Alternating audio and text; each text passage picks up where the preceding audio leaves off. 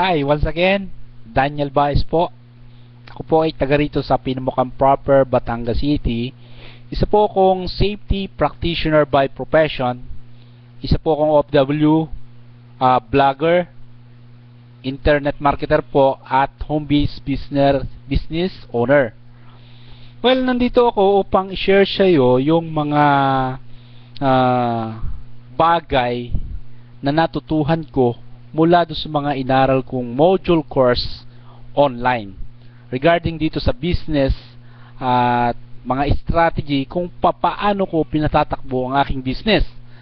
Ang goal ko dito ay turuan ka at i-guide ka na iwasan yung mga maling strategy upang magkaroon ka ng profitable na business. Walang kaso to kung ikaw ay may existing business na. Hindi ko hands up ako dyan. Hands up. Hindi ko concern yung business mo. Ang concern ko kung paano mo gagawin ng mas epektibo itong iyong business. That's my point. And kung isa kang teacher na nagbi-business, and posible yan kasi marami akong kilala na teacher na nagbi-business. Kung isa ka dun sa mga teacher na yon, ang video na to ay ginawa ko para sa'yo. Gusto mo na kitang tanungin kasi tao ka rin, alam kong napapagod ka rin. Gusto kong tatanungin muna kita, sawang-sawa ka na ba na araw-araw nagsasaway ka ng batang maingay, ng estudyanteng pasaway? Sawang-sawa ka na ba na maliit lang yung sweldo mo? O sawang-sawa ka ng makipagitgitan sa traffic kung pagpasok mo o paglabas mo ng eskwelahan lagi kang nagta-traffic? Sawang-sawa ka na ba na paulit-ulit na gano'n, nakikipag-rat race ka sa buhay? Sawang-sawa ka na ba na ganyan yung ginagawa mo? Pagdating mo sa bahay, kailangan mo pang gawin yung mga gawain bahay kasi for sure isa ka ring may bahay or ginang na may mga anak, and pagkatapos nun saka mo pa gagawin yung iyong mga work related activities. Ang goal ko kung bakit kita tuturuan at i-guide ay upang ibalik sa iyo yung favor na ginawa mo sa akin noon. Kasi hindi ako natutong magsulat, hindi ako matututong magbasa, hindi ako matutong bumilang, at wala akong kagandahang asal kung hindi mo ako tinuruan noon. And this time, ikaw naman ang turuan ko. Ikaw naman yung i-guide ko kung paano mo magagawa na maging maaga yung retirement mo. Kasi kung ang target mo ay retirement period, I'm not saying na mali yon. Kaya lang hindi siya ganoon kaganda, profitable yung journey na tatahakin mo. Bibigyan kita ng napakasimpleng analogy. Mag-isip ka ng isang tao na related sa work mo, sa profession mo, sa pagiging teacher, na maganda na ang buhay sa ngayon, na nasa age ng mga 60 plus or 60, something near 60. Isipin mo yung isang tao na kilala mo or posibleng pattern mo kung bakit dyan ka nagpunta sa profession na yan. I'm not saying na mali yung profession mo. What I'm trying to say is, isipin mo, profitable ba yung dedication mo, yung effort mo na ginawa mo. I salute you sa dedication mo sa trabaho mo kasi marami kang natuturuang bata, mga eskwela, estudyante. Pambihira ang iyong profession at hinahangaan kita. Subalit, gusto kong ituro sa iyo na mas maging powerful yung profession mo, na kung maaari makapag-retire ka ng mas maaga. Kasi karamihan, ayon sa statistic, na karamihan yung mga tao na mayroong profession, yung end result kasi posibleng umaasa sa mga anak, posibleng may benepisyo ka, retirement benefits, pero hindi mo na-enjoy yung quality ng buhay kasi may edad ka na.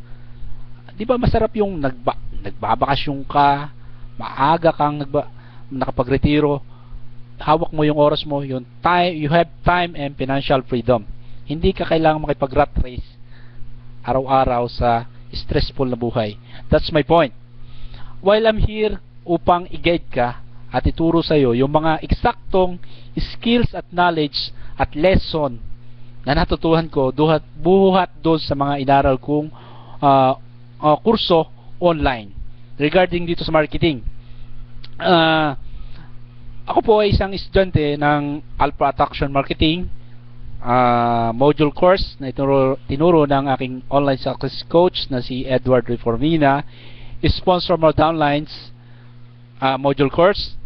Ito pong current na module na ginagawa ko at ongoing na yung study at training na ginagawa namin, kumbaga tuloy-tuloy, non-stop po. Ganun ako seryoso na matuto at ibahagi sa iyo yung mga na natutunan ko ng libre. That's it. Inside dito sa Ignition Marketing meron kaming online prosperity training. Ito po ay mga training modules na naglalaman kung paano ang tamang marketing offline or online. Meron pong Elite Inner Circle Package, and at the same time meron pong Traffic and Sale Conversion Academy. That's all module inside Ignition Marketing. Ako po ay estudyante din ng Tambay Academy Inner Circle separate module here in Philippines.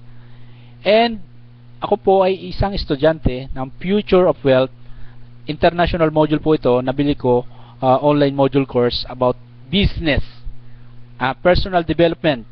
Nabili ko siya sa Amerika. Yung nagtuturo po doon ay isang successful internet marketer na Indian American na si Anik Singal. Kung familiar ka sa kanya, si Anik Singal po ay isang Indian American success mentor at guru ko na nagturo sa akin ng mga ganitong skills. My point here is ituro sa iyo ng step by step at i-guide ka na iwasan yung mga maling strategy na posibleng ginagawa mo sa existing business mo ngayon. Kumbaga hindi siya ganun ka-powerful, and posible talaga na hindi siya ganun ka-effective. While here inside this mga training module na sineshare ko sa inyo, mga value na binibigay ko doon mismo sa website ko, doon ko nilalatag lahat ng mga natutunan ko na lessons doon sa mga inaral kong module. Pagbasa ng libro, doon ko lahat nilalatag yung aking mga tips para sa inyo. Mahalaga kasi sa akin kasi lagi kang busy. Kailangan mo talagang lagi pumunta ng school. Kailangan mong makipag rat race lagi, sobrang stress, sobrang lagi kang pagod, hindi mo na na-enjoy yung buhay, hindi mo na na-enjoy yung walang iniisip, kundi sa bahay lang ako, nakikipag banding ako sa pamilya ko, or nagagawa mo kung ano yung gusto mo, kung saan ka pumunta, walang problema, tatakbo pa rin yung business mo. ganun ko na-enjoy yung business ko, and ganun kaganda itong strategy. Pwede ko siyang gawin while kasi nasa bahay ako. Wala akong amo, wala sino mong nag-uutos sa akin na gawin mo to, anong oras ako lalabas, doblehin mong effort po para ganun pa rin yung sweldo. Di ba? Ngayon, kahit do sa profession mo, doble effort ka, doble kahit ka, minsan gagamitin ka pa sa election. I'm not saying yung mali yun, pero yung sweldo mo hindi naman dumagdagan, makatalo. Ito while doing here, while doing this kind of line of business, I'm sure to that na magiging profitable ang buhay mo. Magiging maaga yung retirement mo dito kasi sobrang powerful and maraming tools na magagamit mo kaagad once na inaral mo to. At yun ang point ko, yun ang reason ko kung bakit ko ginawa ang module na to. I-guide ka ng tama at ibalik sa'yo yung favor na ginawa mo sa akin noon na nag-aral ako ng pagbasa, pagsulat, etc. Yun ang ngayon gusto ko namang ako naman ang mag-guide sa iyo at magtuturo sa iyo upang maging wais, maging safe. Kasi as you can see, ako po ay isang safety practitioner. Ang reason ko kung bakit ko rin ginagawa to ay iwasan mo yung mga hazard na existing sa anumang business or sa ganitong business. Marami pong naglalabas na mga strategy, I'm not saying na mali sila. What I'm trying to say is itong strategy na inaral ko ang mismong tutulong din sa iyo upang magawa mo ng tama ang business mo. Kung mayroon ka ng business or kung wala ka pa naman business, magawa mo ng mas epektibo yung sisimulan mong business sa pamamagitan ng internet. Ang point ko po kung bakit ko paulit-ulit kong sinasabi sa inyo na hindi po ganun kaganda yung end result ng profession nyo. Pag-isipan nyo kasi kilala nyo ako. Kung isa ako sa naging estudyante mo noon, kilala mo ako. Hindi ako matalino noon. Dahil hindi ako nakasama sa honor roll, kaya ako nasabi na hindi ako matalino. Pero that's not a reason para mag-explore, expand yung aking knowledge.